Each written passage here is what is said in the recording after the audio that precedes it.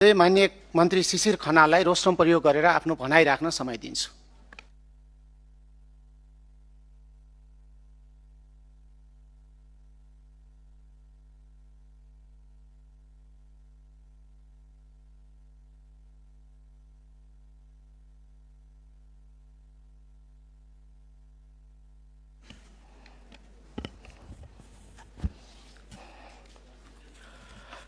सम्माननीय सभामुखज्यू, मान्य सदस्यज्यूहरू, नेपालको संविधान, अन्तर्राष्ट्रिय सम्बन्ध एवं परराष्ट्र नीति सञ्चालनका मार्गदर्शक सिद्धान्त एवं उद्देश्यहरूप्रति हामी प्रतिबद्ध छौँ।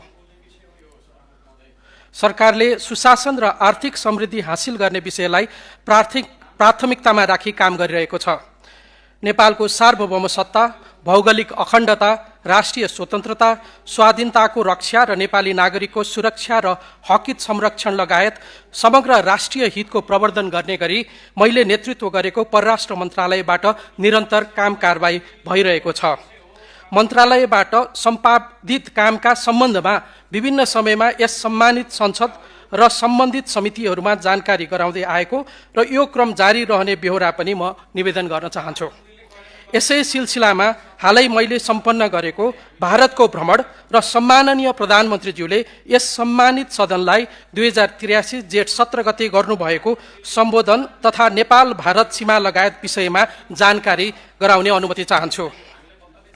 सम्माननीय सभामुखज्यू, भारतका विदेश मन्त्री महामहिम डाक्टर एस जयशंकरको सौहार्दपूर्ण निमन्त्रणामा भारतको 3 दिने औपचारिक भ्रमण सम्पन्न गरी म 2083 जेठ 24 गते काठमाडौँ फर्केको छु। गत फागुनमा सम्पन्न निर्वाचनपछि गठित नयाँ सरकारको औपचारिक प्रतिनिधित्व गर्दै भएको पहिलो उच्चस्तरीय भ्रमणबाट नेपाल र भारत बीचको मैत्रीपूर्ण र बहुआयामिक द्विपक्षीय सम्बन्धलाई थप सुदृढ बनाउन महत्त्वपूर्ण योगदान पुर्याएको मैले विश्वास लिएको छु। सो भ्रमणका क्रममा 6 जुन 2026 मा नयाँ दिल्लीमा भारतका विदेश मन्त्री महामहिम डाक्टर एस जयशंकरसँग औपचारिक भेट र प्रतिनिधि मण्डल स्तरीय वार्ता सम्पन्न भएको छ। दुवै देशका प्रतिनिधि मण्डल बीच नेपाल भारत द्विपक्षीय सम्बन्धका सम्पूर्ण पक्षहरूमा व्यापक र उपलब्धिमूलक छलफल भएको छ। द्विपक्षीय वार्तामा व्यापार तथा आर्थिक सहकार्य, कनेक्टिभिटी, ऊर्जा साझेदारी, जलस्रोत व्यवस्थापन, साझा सुरक्षा, सीमा व्यवस्थापन, खेलकुद र जनस्तरीय सम्बन्ध अभिवृद्धि जस्ता विषयहरूमा ठोस छलफल भएको छ। दुवै पक्षले द्विपक्षीय सम्बन्धलाई थप सुदृढ बनाउने प्रतिबद्धता व्यक्त गरेका छन्। साथै विभिन्न क्षेत्रीय तथा अन्तर्राष्ट्रिय मुद्दाहरूमा समेत विचार आदान प्रदान गरिएको छ। नेपाल भारत बीच द्विपक्षीय सहकार्यमा सञ्चालित परियोजनाहरूको प्रगति समीक्षा गर्नुका साथै तिनलाई थप प्रभावकारी बनाउने उपायहरूबारे पनि महत्त्वपूर्ण छलफल भएको छ। बैठकका क्रममा हामीले 3 वटा संयुक्त घोषणाहरू गरेका छौँ। क एनसीएचएल र एनपीसीआई बीच जुन 2023 मा हस्ताक्षर गरिएको समझदारी पत्र अन्तर्गत अन्तर्देशीय भुक्तानी P2P लेनदेनको सञ्चालन सुरु भएको छ। ख नेपालमा भूकम्पपछि भारतको विकास सहयोगमा पुनर्निर्माण सम्पन्न भएका 72 स्वास्थ्य क्षेत्रसँग सम्बन्धित परियोजना र 12 सांस्कृतिक क्षेत्रसँग सम्बन्धित परियोजनाहरूको हस्तान्तरण भएको छ। ग भोइस फर्स्ट भाषा अनुवाद प्लेटफर्मको राष्ट्रिय डिजिटल पूर्वाधारको सहनिर्माणको लागि काठमाडौँ विश्वविद्यालय school of engineering, digital public infrastructure and artificial intelligence centre र डिजिटल इन्डिया वासिनी डिभिजन बीच समझदारी पत्र। उक्त भ्रमणका क्रममा भारतका राष्ट्रिय सुरक्षा सल्लाहकार श्री अजित डोभालसँग समेत भेटघाट र छलफल भयो। उक्त बैठकमा नेपाल र भारतका साझा सुरक्षा चासो, सीमा व्यवस्थापन तथा दुई देश बीचको रणनीतिक साझेदारीका विभिन्न पक्षहरूमा विचार आदान प्रदान गरियो। भ्रमणकै क्रममा इन्डिया फाउन्डेसनद्वारा नयाँ दिल्लीमा आयोजित एक विशेष कार्यक्रममा प्रबुद्ध व्यक्तिहरूको समूहलाई मैले सम्बोधन गर्ने अवसर पाएँ। उक्त कार्यक्रममा मैले नेपालको परराष्ट्र नीतिका प्राथमिकताहरूका बारेमा प्रकाश पार्दै सहभागीहरूसँग ऊर्जा, व्यापार, सीमा लगायत साझा चासोका विषयहरूमा केन्द्रित रही अन्तर्क्रिया समेत गरेँ। त्यसै गरी नेपाली राजदूतावास नयाँ दिल्लीको भ्रमण गरी दूतावासका पछिल्लो काम कारबाहीहरूको बारे दूतावास परिवारसँग प्रत्यक्ष अन्तर्क्रिया गर्दै भारतमा नेपाल र नेपालीको हितको रक्षाका लागि प्रतिबद्ध भएर लाग्न निर्देशन दिएको छु। साथै दूतावासमा आयोजित मिडिया अन्तर्क्रिया कार्यक्रममा भारतमा रहेका सञ्चार माध्यमहरूसँग छलफल गरी हाम्रा प्राथमिकताका बारे पनि जानकारी गराएको छु। यस भ्रमणका क्रममा भएका छलफल र उच्चस्तरीय भेटघाटहरूले नेपाल र भारतबीचको कूटनीतिक र आर्थिक सहकार्यलाई नयाँ उचाइमा पुर्याउनुका साथै आगामी दिनमा आपसी हितका क्षेत्रहरूमा परिणाममुखी सहकार्य अघि बढाउन बलियो आधार तयार भएको मैले महसुस गरेको छु। नेपालको सन्तुलित, स्वतन्त्र र बहुआयामिक परराष्ट्र नीतिलाई थप सशक्त ढङ्गले अभिव्यक्त गर्ने अवसर यस भ्रमणले प्रदान गरेको छ। व्यापार तथा लगानी विस्तार गर्ने, ऊर्जा सहकार्य सुदृढ गर्ने, पर्यटन प्रवर्धन गर्ने तथा कनेक्टिभिटी र जनस्तरको सम्बन्ध अझ सशक्त बनाउने विषयहरूमा ठोस आधार तयार पारेको छ।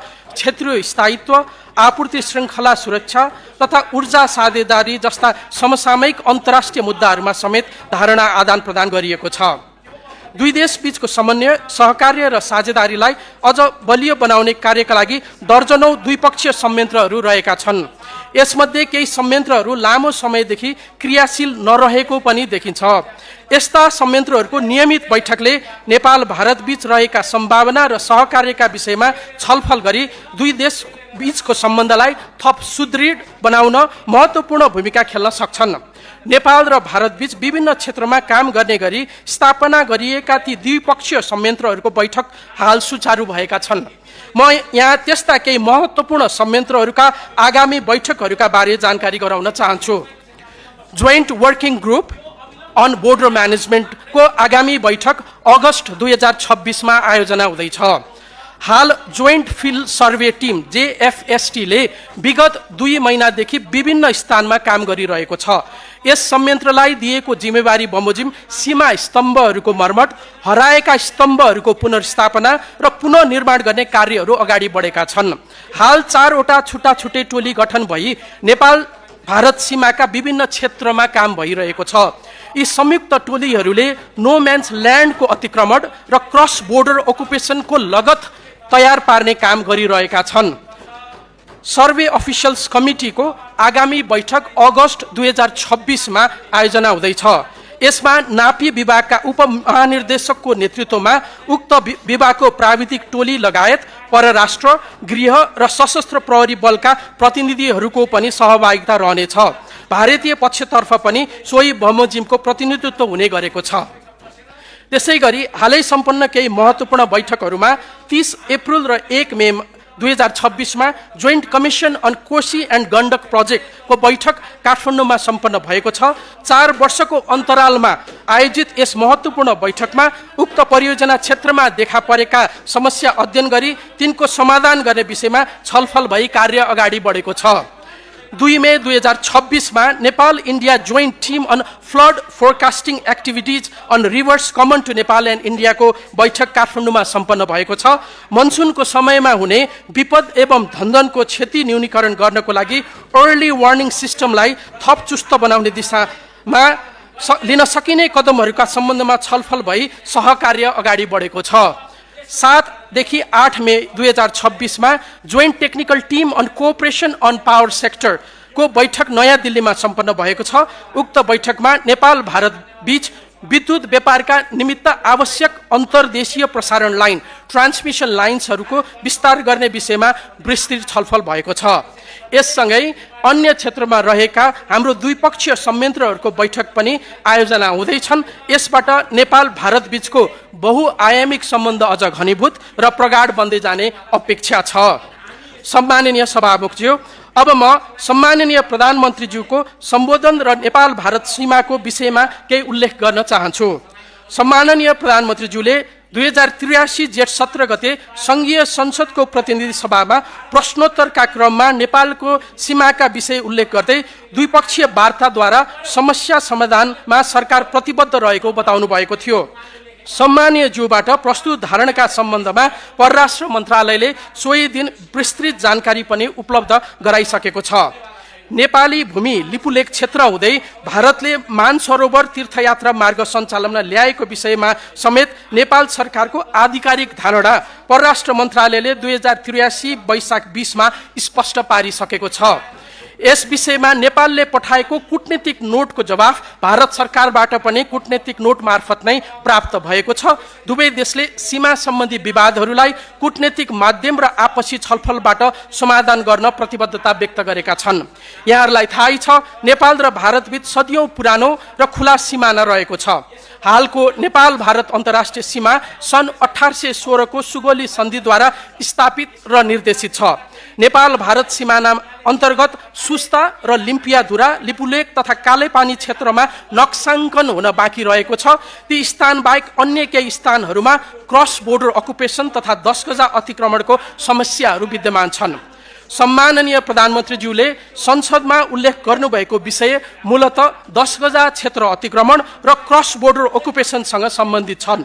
नेपाल भारत सीमा निर्धारण गर्दा नदी सिमाना क्षेत्रमा फिक्स्ड बाउन्ड्री प्रिन्सिपल अवलम्बन गरिएकोले क्रस बोर्डर अकुपेसन भई एक देशका नागरिकले अर्को देशको भूभागभित्र पर्ने जग्गामा खेतीपाती गर्ने तथा बसोबास गर्ने अवस्था रहेको छ।